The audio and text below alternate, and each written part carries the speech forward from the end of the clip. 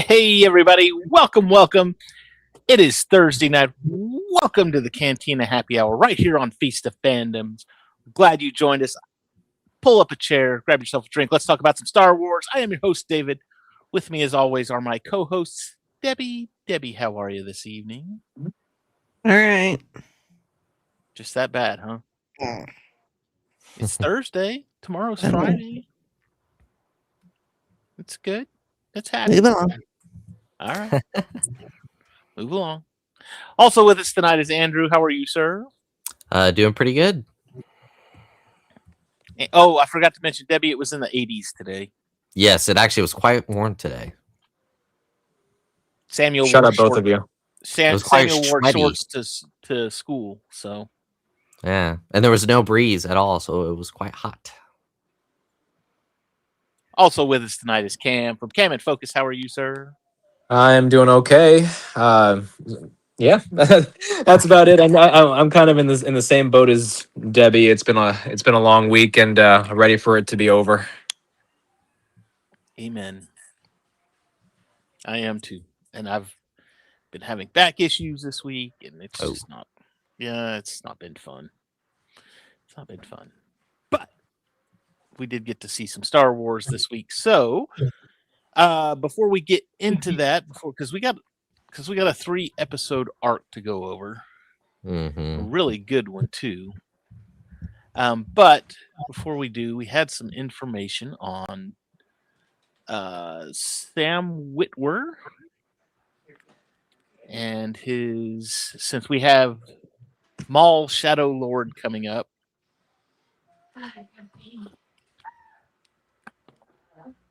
We've got this. What can you break this down for us just a little bit there?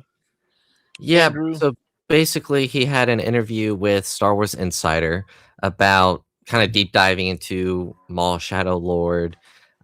He talks about basically what Maul is going to be up to, so here it says Maul's state of mind and motivations. Having played Maul for 15 years, Sam Witwer perhaps knows the Sith Lord turned crime lord better than anyone. As such, the Illinois native is a resident expert on all things Maul, including how the character has changed. His quote is, "He's confused and a little apprehensive. We picked up after the Clone Wars, the Empire's taken over, and Maul's reassessing everything." I don't have to read the whole thing, but he's kind of setting the foundation for the show. He goes on to talk about how Maul is angry at Palpatine. And then the other highlight, if we scroll down a little bit here, is talking about Savage. He says, "You don't dare bring this character back unless there's something interesting to say." He's exploring who he is. Do they get Clancy Brown to voice him again? That's the big. Ooh, I would hope so. I mean, I would think so. He's still active. So. Oh yeah, I think he's one of those guys that's gonna be doing stuff up until the day he passes. I don't think he's gonna be one of those ones that retires. Until you're 90. But it's a good interview. Gets me only even more excited for the show. So when is it's this year, right? April 26th, I believe. Oh, it's even closer than I thought. I was thinking the end of the year for some reason. Wait, no, 2 months. Actually, I think it's earlier than that because doesn't it end on May 4th? Is it supposed to end on May 4th? I think so. Yeah. So then it's not April 26th. Let me look it up. April 6th. April 6th. Yes, that's right. Ooh. Wow. Yeah. So like a month away. So Steve, what I did there is called marketing. I made you think you had to wait longer. Then you realize you don't. And now I'm more excited. It's a good thing. Definitely didn't forget. And that really is because, Saturday's like the last day of February. So yeah, we're right into March. Now I'm even more excited. Now we got to deal with that time change, though. That's going to be fun. Whatever. It is what it is. Yeah. I don't sleep enough as it is anyway, so it doesn't make a difference to me. Hey, you know what? Fair I enough. got it. I got 8 hours of sleep. It took me 3 days, but I got it. Oh man. Took me 72, but I got my 8. Anyway, that is exciting and, of course, always fun. Cannot wait for this. Especially because, there have been so many people that have said, there was a lot of people that looked at Maul when he appeared in Solo and they're like, how is he still alive? And it's like, Watch the Clone Wars. You watch the cartoons, you watch Clone Wars. Kind of. Well, if you call yourself a fan, you should know. Yeah, it's like season 4 and 5 kind of laid out everything about that, just about. Yeah. So, Mm-hmm. I don't know what you're thinking. Not watching. We're about to get into that one, aren't we? Yeah. Well, unfortunately, even to this day, you still have a huge group of people who refuse to watch the Clone Wars, Rebels, Bad Batch, all that stuff just because they're animated. So it's like, when you have this, it's like the MCU at this point. You have this huge interconnected universe, and you have no one but yourself to blame whenever something comes up and you're confused about it. Yeah. The thing I liked about, and they did this too with Star Wars back during the dark times and during Legends times and all of this stuff, is that you have not only like the TV shows and the books, but you also have the comic books that are tying all of this into, and the shorts and the clips and everything else. There's so much that you can just take in, and I honestly have this feeling, and I've had this thought that maybe some of the reason that people don't like Star Wars, or not don't like it, not let's not say that, but that we have this toxic fandom to Star Wars, is that they're not getting the whole story. They don't catch the whole thing, and because of that, they feel left out. And it's like, yeah, watch the stuff, see what happens. And the animation stuff is arguably better than live action at times. Even, or at we least don't more want to go that consistent. far. We don't want to go that currently, far. I'm saying currently. Because you can't call Resistance. That's Resistance is also that's animation. True. Oh boy, here we go. No, I'm just saying. You can't say it's all the animation. We talked about this on the Sith Dominion once. Just watch the essential episodes. Like, if you don't want to watch all 200 something episodes that there are, whatever the number is, look up like an essentials guide and get that, and that will help cover. You can any skip a lot of the filler episodes. Yeah, really. The Jar Jar episodes. I know there's a bunch of those. The droids in the desert. The droids. Yeah. So isn't that the beginning of A New Hope? Right. It's like poetry. And Return of the Jedi, even. Yeah. Crap, now my quote's gonna be taken out of context, and I'm gonna be called chill. Womp womp. Force Awakens too. I mean, the whole first. Oh damn! The ones where the droids go to the spa. No, that happened in A New Hope too. Thank the maker. This oil bath is gonna feel so good. Oh man. So, and speaking of droids, I got to throw this out there because I was thinking about this, and this was a piece of trivia that I knew, and I heard it again the other day, and I was just like, oh, I do remember that. Did you know that C-3PO had the very first line in Star Wars? Uh-huh. And then he had the very last line in Revenge of the Sith, which was what we all thought was going to be the end of Star Wars. So basically, he had the first line and the last line. Anthony Daniels did. That's cool. So, what was his last line in Revenge of the Sith? I don't remember. When he says, "Take these 2 new droids and have the protocol droids mind wiped," and he goes, "Oh no!" Oh, nothing. Line. Yeah, nothing. Iconic. Top 5 Star Wars quote right there. Nothing, exactly. Nothing major, but again, it was the last spoken line in what we thought was going to be the end of Star Wars. So, no, that's what he was saying, because he knew it was what to come with the sequels and the divide there. He was like, "Oh no." Oh God! All right, yeah. You know what? See if there was anything that was going to be taken out of context, it'd be that statement right there, because you'll have the people being like, "Ah, he's right. The sequels." Ah! I'm trying to get our views up. We gotta have these out of context. Gotta be careful Well, there, though. The problem with The Force Awakens was because, he had that red arm. I didn't recognize him with the red arm. See, Did that's he- what we call a did he makeover. Yeah. Did he not remind you that he's fluent in over 6 million languages? Billion or whatever. I don't remember. Yeah. He didn't say languages. He said forms of communication. 6 million forms of All right, actually. Get your facts straight, man. I guess I'm not a real Yeah. fan because I can't remember what C-3PO's fluent in. Fluent in 6 million forms of kicking your ass. That's right. He's Like, the well, Trump- you know what? That is up there with Steven McGraw Seagal. droid. You know, he and Steven Seagal then are neck to neck there with that. Oh God. Well, Anyway. yeah, he and Steven Seagal are similar in the fact that they both don't move their arms very much. Anyway, all that being said, let's get into it. So we had the Citadel. It's a 3-episode arc. Actually, really good. This was one of those ones that I remember it being good, and I was just like, back burner one. I don't watch it every time, or I do watch it, but it's like, it's not on my top list of go back and watch the Clone Wars arcs or whatever. And this one was actually, I forgot how decent it was. It was very dark too. Not dark as in like the coloring, although it was a little dark, but I mean, just the way you had there was I'm still here. All right.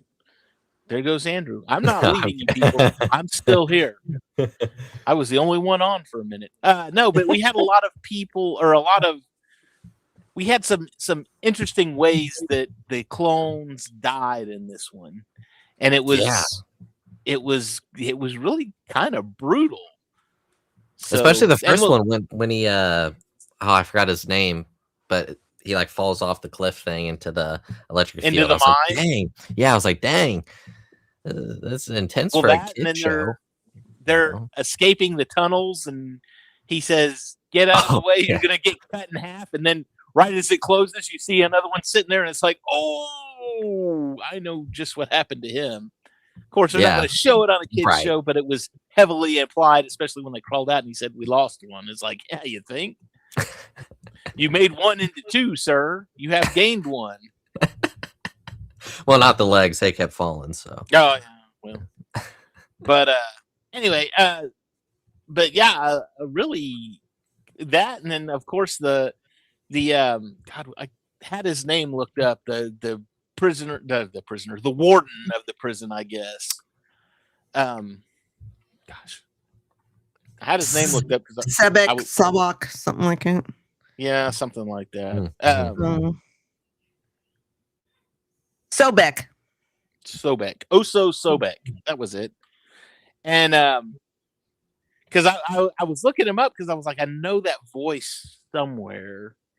Where do I know the voice from? And honestly, I thought it was the guy that was in he was in Conan the Destroyer. I can't remember his name, but I looked it up. No, it's James Arnold Taylor.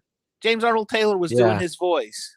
I was like, wow, all right. Well, there you go. Look at that. Threw me off. Usually I can catch a voice, but that one threw me. So kudos, Mr. Arnold Taylor. Yeah, he said it's he got the voice. Well, he based it off of Christopher Walken with a pinch of Al Pacino. Oh, okay. I could see that. Yeah. Well, I could hear it. For those of you that are just listening, I heavily rolled my eyes at Andrew because a horrible dad joke, but whatever.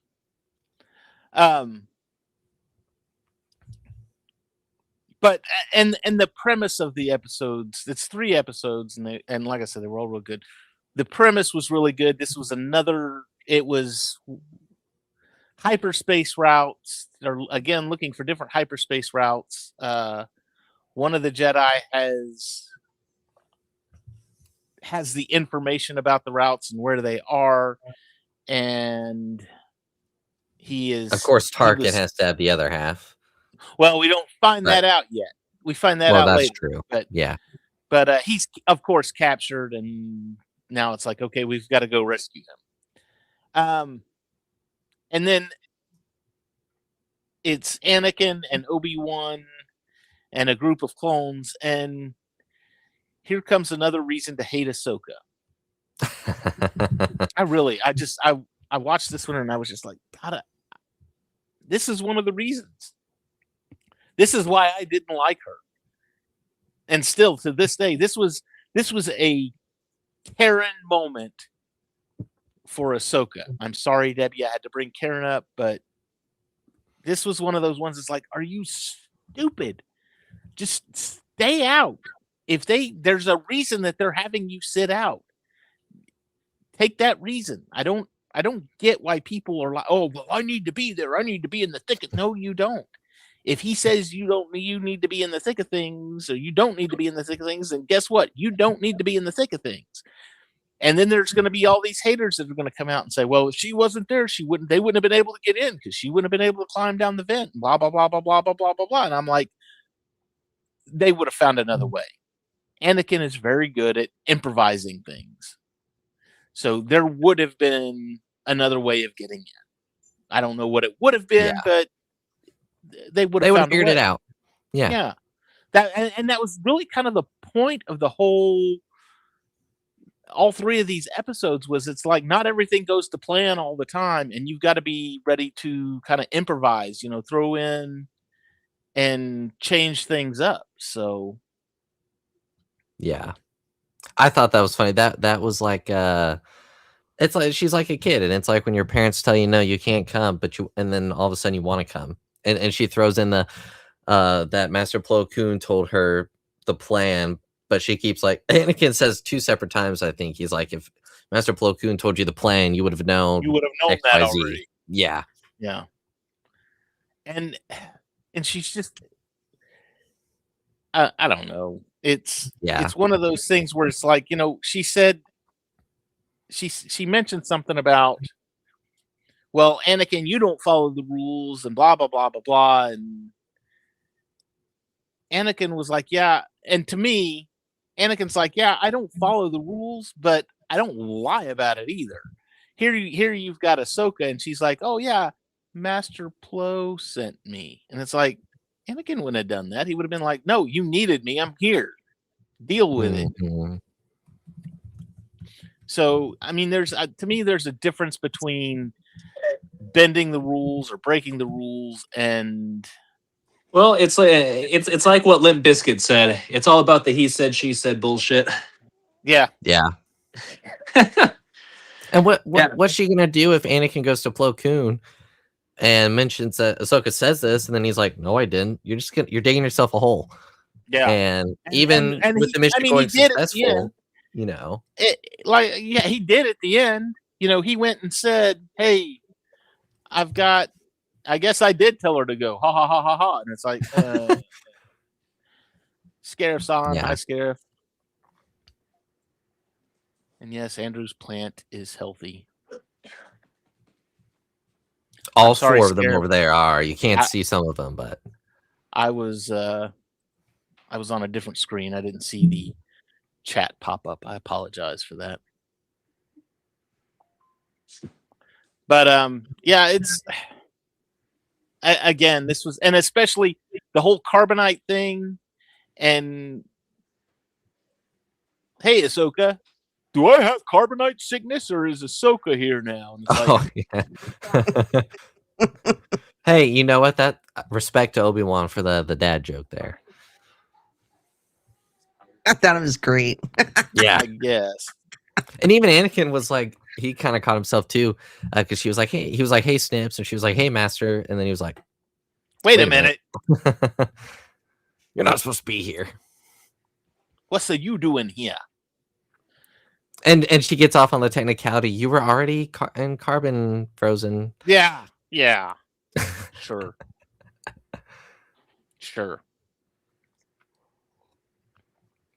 And why, if they're going to go in carbonite, why didn't they take more troops with them? I mean, they had what, like 4 or 5? It's like, Yeah, and by the end, they only okay, have 2, basically. I get that, but if we can fit more, let's take more. It's kind of my thought. But yeah, they and the reprogrammed battle droids too. They're still dumb. Yeah. Even though they're reprogrammed, you would figure, okay, we're going to reprogram them, but we're going to make them a little smarter. And they got that Avatar Last Airbender look with the blue arrow now. Well, they got to look like 501st battle Right. droid.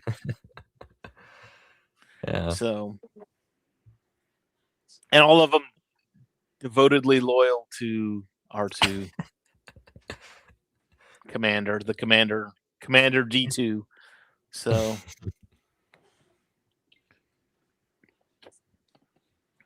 but they roll into it. Huh?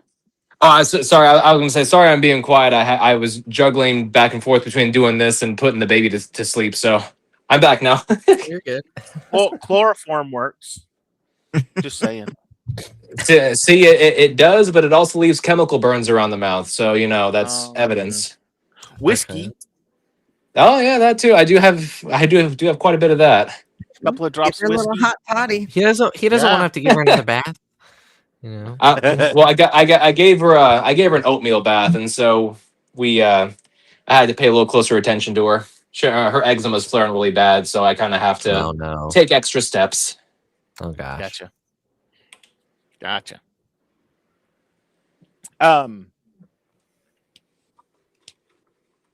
Where am I? I'm lost now. Get on the ship. Oh, and the carbonite. Can't have any life forms, so we're gonna travel in carbonite again. And this is one of those ones where it's like you look at this and you say, okay, there's Anakin. He's going into the carbonite, and then to me, I was looking at it and I'm like looking back at Empire, and I'm like, well, no wonder he knew that would work.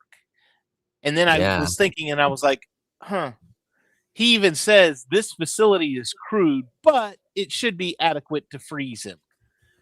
So he knew just from past experience that it would work, even though the facility's not as good, obviously, as the Republic's is. But it's adequate. It's good enough. Interesting.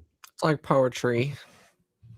Exactly. It is. And especially at the end, we do meet Tarkin in this.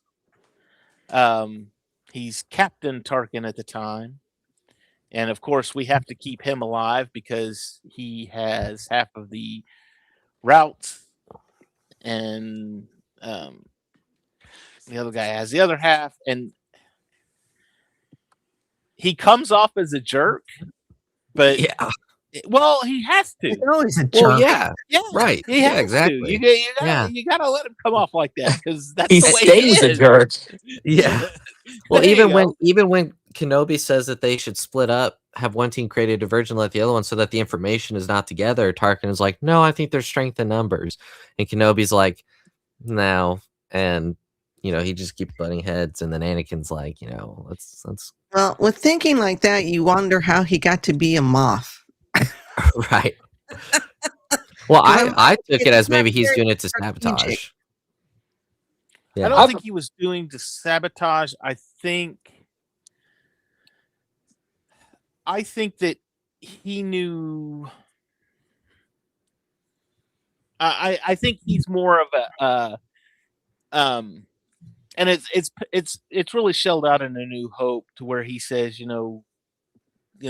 He didn't say it, but he's of the mind that this station is now the ultimate power in the universe, and he wields it. So for him, power isn't, the ability to, we're going to split up. It's not tactical. It's numbers. If I can throw 10,000 guys at you, and take the city, then great. Rather than I'm going to take 2,000 and I'm going to send 1,000 this way and 1,000 this way, and then we'll meet in the middle, kind of thing, and we'll do even better with fewer casualties. But his is more, I'm going to save up 1,000 and just go straight down the middle, kind of thing. And he makes it very clear how much he dislikes the Jedi ways of doing things. Well, and I think that has to do a lot with I think he's very much of the mind of we need to kill people rather than capture them. Yeah. And that kind of pans out too when he's rescued by Ahsoka. When Ahsoka rescues him and stabs the guy in the back, and it's like, yeah, well, and he's even like, done. Yeah, and he's even like kids tell me where to go, and like when they get to the dead end, he's like, we're in all the wrong places. Oh my god. I'm gonna pretend I did not hear that. Go home, Andrew. You're drunk. I'm here all week. How much sleep did you lose trying to come up with that one? 5 Well, minutes. I'm gonna go back to something I think you said, Andrew, about he was possibly sabotaging. Which I can see that because at the end of the 3rd episode, he makes a comment about being very good friends with the Chancellor. So, I mean, he wasn't flat out obvious about it, maybe trying to suggest things here and there just to maybe lead things down a certain path, which didn't work out, obviously. But yeah, I think it was a very good possibility that he was trying to sabotage it, or at least wait until he could get the information from Master Piell. Yeah. Or at least so nobody would have it. Yeah. And maybe it was one of those things to where he was looking at it like maybe Palpatine even told him and said, hey, look, it doesn't matter if you guys get it or if they get it. Maybe he was like aware that Palpatine's running the thing from both sides, kind of thing. And he's kind of the mind, well, if they can get it from Master Piell, I'm just going to give mine up willingly. And I know that I'll be fine because either way, Palpatine's going to get it. And that really kind of plays in too, because he says at the end, I've got to give my half to Palpatine. And she says, no, I need to give my half to the council. So, and then Yoda says, I will have to have a talk with Palpatine. Yes, I'll have to go have a chit chat. We're going to have to go have a sit down and come to Jesus meeting and figure all this nonsense out. So, yeah, I mean, I could see that, him playing both sides kind of thing. Just because, like I said, like you said, he knows. He probably knows. He's probably well aware of what Palpatine is doing, what he's up to. Well, then you got Palpatine, who's also got Dooku in the mix. Yeah. So, he's going to find out from one of the 3 or 4 sources. He's going to find out. Yeah. And Dooku, okay, you mentioned Dooku. Dooku keeps threatening to come there. Why did he never? Why is this guy? Why is the warden so special that we don't have to go deal with this situation? He can deal with it. Or was it one of those things where it's like, we've got to let him get away. We need to let them get away so that Palpatine can have the space routes, the hyperspace routes. So I'm not going to show up there. I'm just going to let him bumble it himself. If he captures him and he gets the info, great, we've got it. If he doesn't capture him and gets away, then that's fine too, because Palpatine's going to get it anyways. So maybe he just didn't need to waste his time and or resources on going down there to go help him capture these wayward Jedi. Yeah, maybe it was more of a way also to see the Warren's loyalty. Like if he's thinking Dooku's coming, he's probably going to do what he can to get the information, right? Because he doesn't know if Dooku's not going to show up or not. So even when he gets a surprise call, he like flips out about it afterwards. So he's still, I think in the back of his mind is like, oh, Dooku's coming or Dooku's going to come. Yeah. It's like when your mom calls, says, I'm going to be home in 30 minutes. Did you put out the meat to thaw? And you're like, crap. You know. Are you Yes, speaking yes, from I personal did. experience? Let's not go into that. We're not going to deep dive in all that. You don't have to do that anymore, Andrew. Just throw it in the Yeah. microwave for a few minutes and it'll defrost. Exactly. Mrs. Haley. Andrew's not doing his chores. Dang it, I can't meet you guys. Darn. Yeah, we're a bunch of snitches over here. So Debbie, least- when you post this, make sure you tag Mrs. Haley in this so that she knows to watch. Darn. I'm like Ahsoka. I'm digging the Actually, hole. So.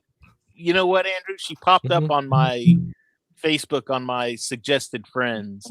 One of these days, I'm going to friend her and I'm going to say, "Come watch our show, Mrs. Haley." Or just saying, gosh, Mrs. Haley, you know what Andrew said? Did you see what he did last night? Do you want to know By the what way- he just said? What? Where did you learn that? From your son. What?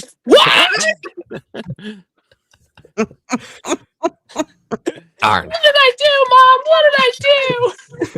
No, I'm sorry. The best part of that phone conversation, if you hear the first, do you know where he heard that? Is what she says before that. Do you know where he heard that? Probably from his father. Father. Yeah. No, he heard it from your son. Oh God, I love that movie. Oh, yeah. Such a great one. Great one. Mm-hmm. Watch it every year. Many times. Yeah. Anyway, but Tarkin does kind of gain a respect for Anakin, I guess. It's and it's kind of a mutual thing too, because Anakin even agrees with a lot of what Tarkin says. Mm-hmm. Which again, it builds into this. We know where Tarkin ends up. We know where Anakin ends up. So, Well, and he ends up Now- being one of 4 or 5 characters that knows that Anakin is Vader. I want to say Because maybe Kenobi, Ahsoka finds out, Palpatine, Tarkin, And doesn't Thrawn. Thrawn eventually finds out, I think. Yeah. Yes, And, he does in the books. I'm pretty sure that Reva from the Kenobi series also knows that too. Mhm. so. And if you go into Legends, Prince Xizor knows from Shadows of the Empire. Oh yeah, I guess you're right about that too. But Yeah, that's wait. in Legends. Way too many people. I was gonna say, wait a second. I thought this was But just like a honestly, hand. does it at this point? At that point, does it even matter? Who cares? You know, that's like honestly, that's like, okay, the Jedi are traitors except for Anakin, and now I've got Anakin to basically say, look, we've still got Jedi working for us, kind of, sort of. I guess. And that it also kind of raises the superhero conundrum. You know, what's the point of having a mask if everybody knows who you are? Yeah. Yeah, Except in Anakin's instance, it is what keeps him alive. But still, I know what you mean. Oh, he could use something else. Too bad Put it a can't be like CPAP mask right here. Right. Put a CPAP mask and You just be coughing all the time, you know. Has to carry around the tank like. but also too, when they shook hands, and I don't know if you caught this, and I'm sure everybody did because it was blatant. When they shook hands at the end, and oh, thank you, there was the just a few bars of the Imperial March played. I was like, oh, so good. I played a couple of times through this arc. Well, Yeah. and it's because Anakin is starting to show a little more of his darker side in this one, in my opinion. You know, Yeah. he very much agrees with Tarkin in a lot of the way he's thinking. He thinks that the Jedi Code is holding them back, and they could probably do a lot more if they didn't have to adhere to the Jedi Code, which would probably mean I can kill a lot more people, and we can get this done a lot quicker. You know, and I think that plays out too. And we'll see this in further seasons when was it the is it the arc with Ahsoka where Ahsoka gets accused of the bombing and he interrogates the guy? Or was that a different? Oh yeah, and he like Mhm. chokes the hell out of him. Right. Yeah, And that's a good they moment. basically had to go in and say, hey, whoa, slow down there, Hoss. You're good.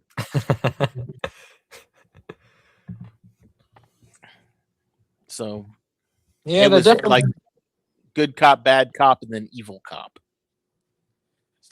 Yeah, that's definitely something that I'm thankful that this show explores more of, because with with Anakin's tendency for darkness, because if you go back and you watch the movies, the only real reasons why he turns to the dark side, just based on the movies, is his mother dies, his loyalties are tested, and his wife is going to die. Whereas with this, you see more of Anakin as like the war veteran, the guy who's always fighting, the guy who's always on the front lines, and it kind of starts to make more sense, in my opinion. Yeah. Mhm. It helps build, that, and I think that was one of the big complaints about Revenge of the Sith is like, well, why did he turn to the dark side? Because his wife was gonna die, that doesn't make any sense. But you watch stuff like this to where it's building the character. It's character Right. building. This whole Yeah. Yeah. thing is character building. It's all laying the building blocks. Yeah. Now, if you read the novel Revenge of the Sith, I mean, it does dive a lot more into that. It gives a lot more of what's going on in Anakin's mind. It's stuff you can't really put on the screen Mhm. because it's like internal struggles and stuff like that. So, so that's just really, that's, again, you can't put it on the screen, but that gives you some more insight into the whole thing too. Mm-hmm.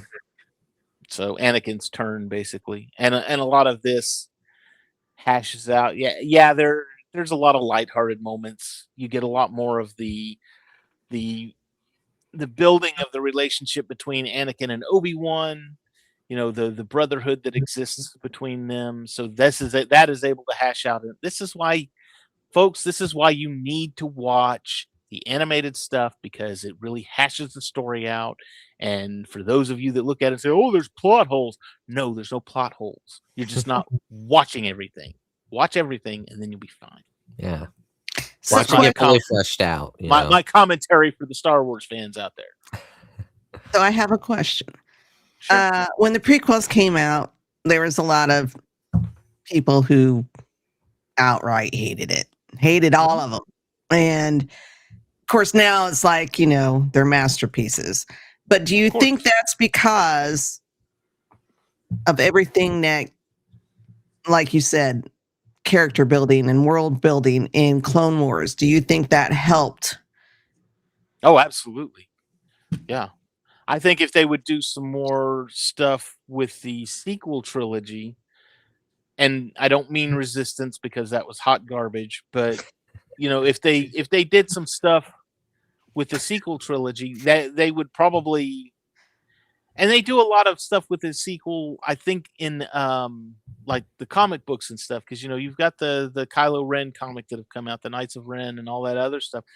But I think if you had some more stuff as far as, if you did an animated series, I think wouldn't oh god, now I've lost his name. Filoni? No, the other guy. Favreau? Wasn't somebody pushing for a Ben Solo like series? Oh, The Hunt for Ben Solo. Oh, Yeah. Adam Driver? Adam Driver, thank you. Oh, I didn't know you were talking about Kylo Ren. My brain just did this whole big. Sonnenberg? Yeah. I actually saw a quote. He put out a quote couple days ago saying that he spent 2 years working on the script See, just if for it they to would, get rejected. I think if they would You do know. something like that though, and it was good and it was done well, They probably went over a lot of people. they will probably Yeah. would. Now, you could say that we're going to do this, and a lot of people are initially going to go, well, screw that. It's sequel stuff, and I don't want anything to do with it. It's like, Oh, but if you Well, go but the thing online, everybody is so disappointed this didn't happen. Yeah. And the thing is too, sorry. Now that we got a change in the leadership up, Iger is out. Maybe it's a possibility now. Why couldn't they do it now? Make it lower budget like Solo. I'm thinking about just from a money standpoint, and then you don't have to worry about, like, for us, I'd see it regardless, but it's like you don't have to spend a whole lot of money on it, and you can give it to us. I don't understand the, and the whole, because their argument was like, oh, you can't bring dead characters back. I'm like, what did you do? You brought back Palpatine. Yes, that's my point. I'm like, what did you just do in the last movie? Like, that doesn't make any sense to me. I mean, why couldn't there be some kind of storyline or legend or something about, something special about the dyads, because that's what him and Rey are. Yeah. So why couldn't they bring something up about that? I don't know. I'm just throwing. I wouldn't mind seeing a prequel that happens in between when Luke attacked him and The Force Awakens happens, when Snoke gets a hold of him and his conversion to the dark side, the way he became Kylo Ren and then the master of the Ren, the Knights of Ren. Mm-hmm. So I wouldn't mind something. That's the other like thing that. too, is the Knights of Ren were very underused in the sequels. I would definitely like to see more. Well, it was never explained. I mean, I know you said the comics, but it's like not everybody reads the comics. Yeah, maybe they could do an animated series on. Yeah, on why that. not? Yeah, fill in the blanks. I don't know, because that would be cool. A Knights of Ren series, that'd be pretty cool. Yeah, I mean, the Knights of Ren are basically like dark side using pirates.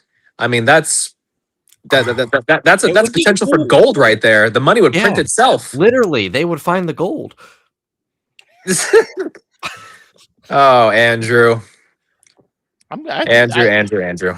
No, but I mean, I just say. Yeah. I know. No, I did that. You got demoted. I was gonna say, whoops. I did that. My internet roasted me. It was like, you're out of here. America, it's time for another lesson. Did you see Andrew disappear? When I was a boy, there was no dad jokes allowed because my dad was dead. Wow, that just got me. That just went to a dark place. Fisk, that's what he did. Yeah, we're on the wrong show. We should be on MCU Mondays talking about this. But is that from Daredevil Born Again? I haven't watched all of it yet. Oh yeah, yeah, so good. Season 2's coming out late March, mid to late March, something like that. Evidently, this will be the end of the Fisk. They say that, but he'll be in Doom. That'll be the last thing. Fisk will appear in Doomsday with the countdown. Yeah. Oh man. Anything else in this one, Debbie? We hit a lot of the very good arc. Very good arc. Loved it. Oh, you know what? There was one other thing that it drives me nuts, but you know what? That's fine. Maybe they just didn't want to do it. They had the scene where they had the commando droids there and they were surrounded and they started force pushing them and their feet are magnetized, but they've got them pushed back. So they're like bent in half, pushed back. Their feet are magnetized. We can't get rid of them. Use the force and crush them. They are trying to kill you. Smash them. Yeah. They're clankers with a hard arm. Smash them. Oh, but Dave, were it only so easy. It should have been. It's ridiculous. Yeah. Well, unfortunately, that's the thing with kids shows. I mean, they can be serious when they want to be, but there are very few things that will derail a fight more than when the first plan doesn't work. Anyway, that was my take. I actually watched them this afternoon, and I was just like, why don't they just crush them? Did nobody watch the Clone Wars micro series where Mace Windu was crushing super battle droids like by the handful? Exactly. Crush your enemies, see them driven before you, and hear the lamentations of the women. I'm reminded of the Adam Driver SNL skit where he plays an oil baron, and he comes in, he's dressed like an old guy, and he says, "And you crush your enemies, you grind their bones into dirt." I have to watch that one. It's hilarious. I think of the one of was Matt the radar technician. And Adam Driver has done so many SNL skits. There's one where he's the baby on the plane. That one's pretty funny. That's the last one that I watched too. Yeah, that one was funny. But no, yeah, definitely watch the one about him being an oil baron. It's hilarious, and you can see that everybody else in the scene is trying so hard to stay in character. Oh, those are the best ones then. Anyway, all right. Shameless plugs. What do we got tonight, Debbie? Let's see. Saturday we'll have an episode of Geek Gauntlet. Monday we will be going back to Jessica Jones on MCU Mondays.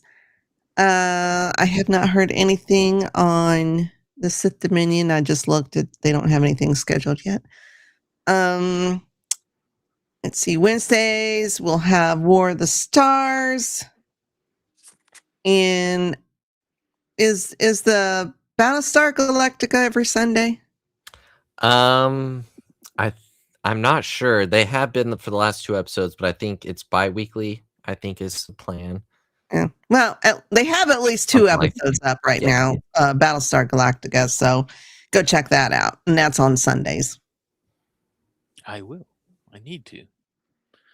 Awesome. And then we'll be back Thursday for the final arc of season 3. And that is starts off with Padawan Lost. And it's when Ahsoka is kidnapped and we get or trafficked, maybe is a good word. And to this what do they call it? We're put on this planet where they're hunted down by the elite, people. The Hunger Games. Yeah, pretty much. Yeah, maybe. It's a very Ahsoka heavy arc, so Dave won't like it. Oh, Dave, I'm so happy that you're about to watch this. For some reason, Cam delights in my suffering. So I really do. Makes me watch Tom Cruise movies too. Yeah. I haven't made you watch a Tom Cruise movie in like 2 years. I watched Valkyrie, sir. 1.5 years. All right. Oh man. Anyway, Cam, shameless plugs. What have you got tonight? So this Sunday on Cam and Focus, we're going to be covering the movie Cape Fear, starring Robert De Niro. It's going to be a first time watch for me. I haven't seen it before. We were planning on doing it this past Sunday, but I drove down to Florida. I drove down on Thursday and drove back Sunday, and unfortunately with 15 almost 16 hour drive, the fact that it was Sunday was literally the last thing on my mind, and it really just never occurred to me, and I completely forgot. But we will be doing that this coming Sunday over on Cam and Focus at 8 p.m. Central Standard. Awesome. Andrew, shameless plugs. What have you got?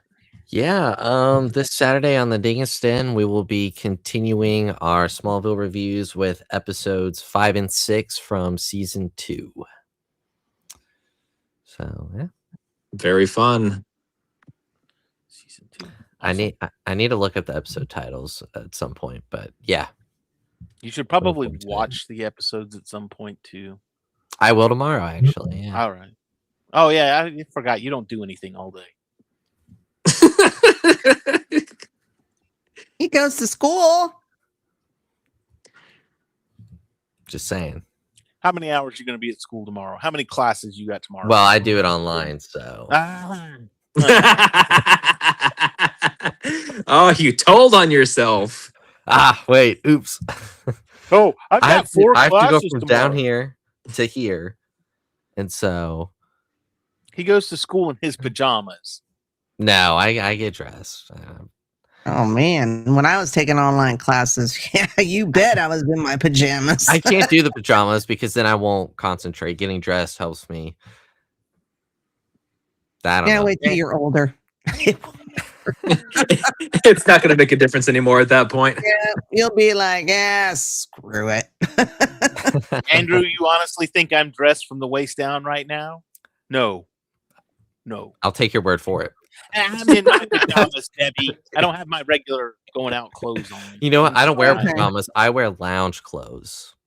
There you go. I'm in my I don't want to go anywhere shorts is what I call them. I don't want to go anywhere shorts. So Yeah, I have my men's lounge pants on, and it's not cold. It's not cold enough for lounge pants. It's kind of warm. Yeah, it's kind of warm. Hell here. out. I think it's in the 70s right now. Anyway. Yeah, it's like the 70s right now, and it's 9:30 at night. Hey, Yeah. tomorrow will be a high Whiz. 58, so bipolar weather in Indiana, 58, 48, and then Sunday it's back down to 34. Nice. Dang, Disgusting. we're done with that weather now here. Thankfully, it's getting I into don't March. know. It's still February. We've got 3 days. That's true. We're almost in It's- our new season or change. 2 days. So we got 2 days left of this season, and then we're in summer. So Yeah. and this February has been actually the second half has been quite warm compared to other Februarys in the past. But this is all. We had our big freeze at the end of January this year. So Yeah. all right. Tune in for Well, our new let's- weather podcast coming to the network. Yeah. We'll be looking at the weather all across the country. And telling people how much we love it here because it's warmer than anywhere else. Neater. That's going to do it for us tonight. You guys have a wonderful, wonderful weekend. We will see all of you next week right here on the Cantina Happy Hour. Don't forget to check us out on all the social medias. Hit the like and subscribe button. Mash that little bell icon for notifications so you know when we go live. We will see all of you next week. May the force be with you all. Oh, this is an even bigger jackpot than when the Emperor figured out the formula for great Star Wars dialogue. Something, dark side. Something, complete.